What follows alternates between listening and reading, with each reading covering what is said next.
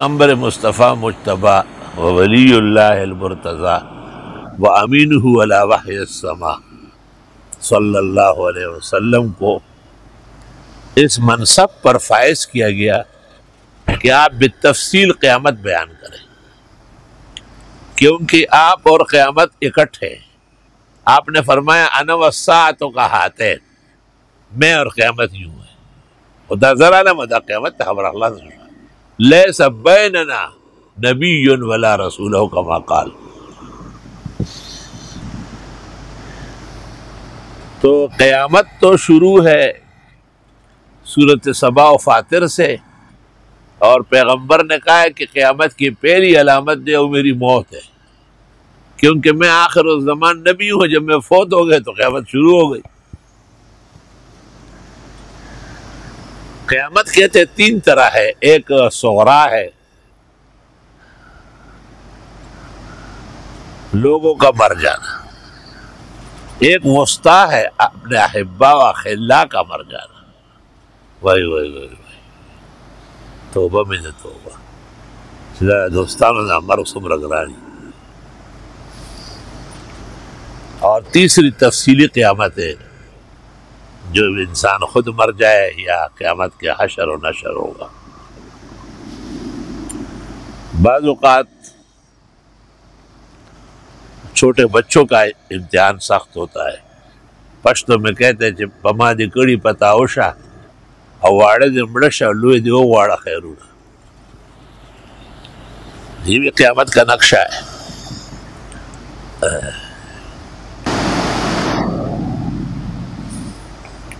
اکبر بادشاہ کی پوری حکومت تھی ہندوستان پر، لیکن بیٹا ایک زندہ نہیں رہتا۔ شیخ سلیم سے دعا کے لیے گئے، انہوں نے کہا یہاں رکھو بیوی، اور نور الدین جہانگیر زندہ رہا۔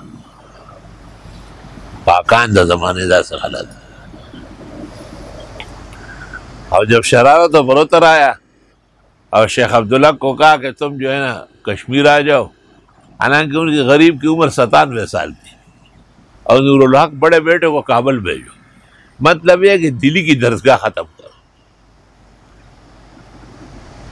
تو شیخ العزیز شیخ عبداللہ محدث دہلوی لاہور آئے، لاہور میں میاں امیر زندہ تھے، میاں امیر کے ہاں قیام کیا، حضرت نے کھانا وانا پیش کیا، شیخ نے نہیں کھایا، تو میاں امیر نے پیچھے کہ خیر ہے، ہاں یار جہانگیر بادشاہ میں ڈر تنگ گئی۔ کیا تنگ کر رہا ہے آپ کو؟ کہ مجھے اس میری ہڈیاں دیکھو، چل پر نہیں سکتا، وہ کشمیر تراش، اور میرا بیٹا جو پورا دلی سنبھالا ہوا ہے وہ اذا کابل تو لے گا۔ میاں امیر نے کہا کہ آپ کو صرف یہ پتہ ہے کہ نور الدین جہانگیر بادشاہ ہے؟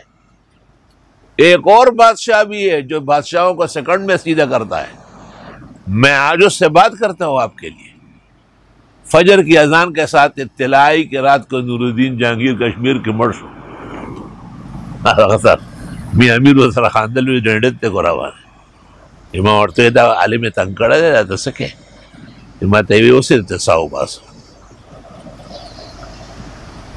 دین ایسا نہیں آیا ہے، دین روح سے آیا ہے، دین آسمانی تائیدوں سے آیا ہے، اور دین تو خدا تعالیٰ کے خاص نصرت اور مدد کا ایک مظہر ہے۔ خدا کے قرب اور خدا کے عظمت و نصرت کو قریب سے دیکھنا ہو، دینی کام میں ہاتھ ڈالو۔